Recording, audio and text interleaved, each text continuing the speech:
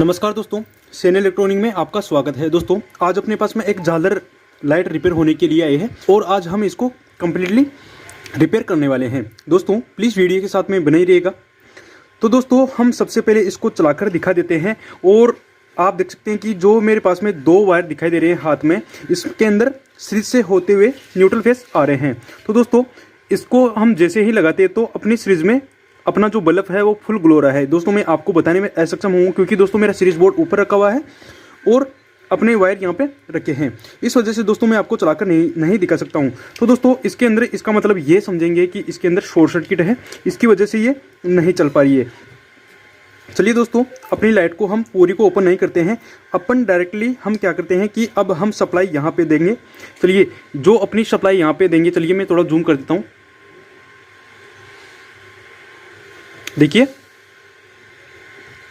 मैं इसको यहाँ पे रख देता हूँ और यहाँ पे रखने के बाद में दोस्तों जो अपनी सीरीज है, सीरीज के वायर को हम यहाँ पे लगाकर देखते हैं। तो दोस्तों अपना बल्ब अभी भी ग्लो हो रहा है, यानी कि दोस्तों अपना बल्ब अभी भी फुल ग्लो हो रहा है। तो हम क्या करेंगे कि हम इसके एक वायर को ओपन कर देते हैं। दोस्तों ओपन करने के बाद में हम क्या करते हैं कि अपनी लाइट को हम डायरेक्टली सप्लाई देते हैं अपने सीरीज लैम्प से। तो दोस्तों आप देख सकते हैं कि अपनी सीरीज लैम्प से अपनी लाइट डायरेक्टली चल गई है। तो इससे हम क्या समझेंगे कि दोस्तों इसका जो ब्रिज रेक्टिफायर दिख रहा है ये इसका खराब है।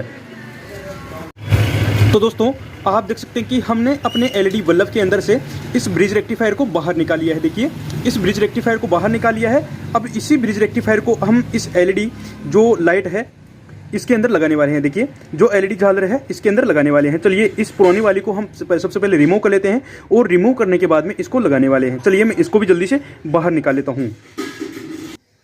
देखिए दोस्तों हमने इसकी पुरानी वाली जो खराब थी, जो ब्रिज रेक्टिफायर जो खराब हुआ था उसको हमने बाहर निकाल लिया है और अपने पास में जो सही ब्रिज रेक्टिफायर है वो ये है। देखिए इन दोनों में आप तुलना कीजिए। देखिए मैं सही वाले ब्रिज रेक्टिफायर को इस तरफ रखता हूं और खराब वाले को इस तरफ रखता हूं। देखिए अब इसको चेक करने का एक तरीका है कि जैसे मान लो जो दोनों को रख दिया हमने, जैसे मान लीजिए इस तरह से हमने दोनों को रख दिया। चलिए मैं थोड़ा जूम करता हूं। देखिए अब मैं मल्टीमीटर लेता हूं और मल्टीमीटर लेने के बाद में दोस्तों इसमें ब्रिज जो बजर बजता है, चलिए मैं थोड़ा इस तरफ रखता हूं ताकि अब दिखने में आसानी हो जाए। देखिए जैसे मान लीजिए हमने मल्टीमीटर को भी सेट किया है ब्रिज रेक्टिफायर पर, यानी कि कंटिन्यूटी रेंज पर। चलिए हमने अपने मल्टीमीटर को कंटिन्यूटी रेंज पे सेट कर लिया। अब इसके अंदर बजर का आवाज़ नहीं बजना चाहिए। देखिए इस तरह से इसमें बजर का आवाज़ नहीं बजना चाहिए।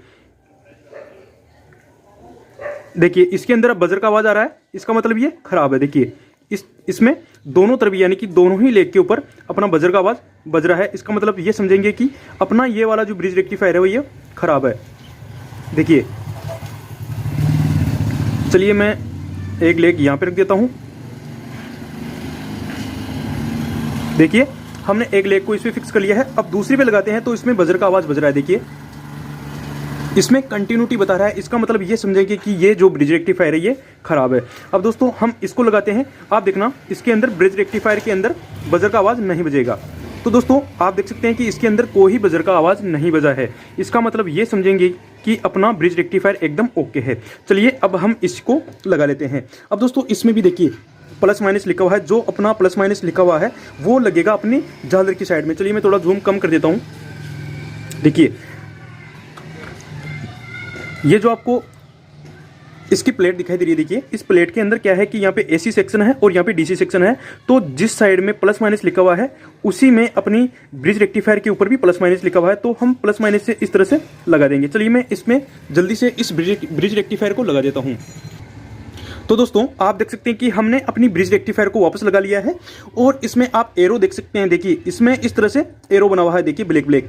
तो ये अपना एसी सेक्शन है, यानी कि हम यहाँ से न्यूट्रल फेस देंगे और यहाँ से अपनी झालर में लगाएंगे। चलिए मैं अपने झालर की लाइट इसमें लगा देता हूँ, जो वायर है इसमें सोल्डरिंग कर लेता हूँ सबसे पहले, और सोल्डरिंग करने के बाद में आपको चलाकर भी दिखाता हूँ। चलिए दोस्तों हमने अपने ब्रिज रेक्टिफायर को इसमें सोल्डरिंग कर लिया है। अब दोस्तों हम इसमें डायरेक्टली न्यूट्रल फेस देते हैं तो आप देखना अपना लाइट चल जाएगा। तो दोस्तों आप देख सकते हैं कि अपनी झालर लाइट एकदम ओके काम करने लग गई है। तो दोस्तों इस तरह से अगर आपकी झालर लाइट में दिक्कत आती है तो आप इस तरह से इसको रिपेयर कर सकते हैं। चलिए दोस्तों अब जो इसके न्यूट्रल फेस के जो वायर है अपनी झालर के, इसको भी सोल्डरिंग कर लेते हैं और सोल्डरिंग करने के बाद में हम इसको लाइट में लगाकर दिखाते हैं।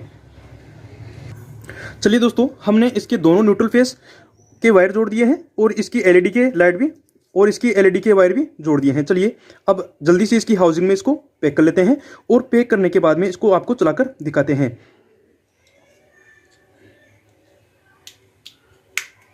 चलिए दोस्तों, हमने इसको पैक कर लिया है। अब इस प्लग को मैं लाइट में लगाता हूं।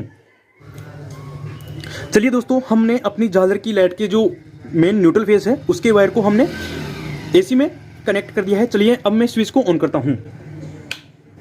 तो दोस्तों, आप देख सकते हैं कि अपनी झालर लाइट एकदम चल गई है। तो दोस्तों, इस तरह से आप अपनी झालर लाइट को ठीक कर सकते हैं। दोस्तों, अगर आपको मेरी जानकारी अच्छी लगी हो तो प्लीज़ वीडियो को लाइक कर देना, कमेंट कर देना और अपने दोस्तों तक शेयर कर देना। धन्यवाद।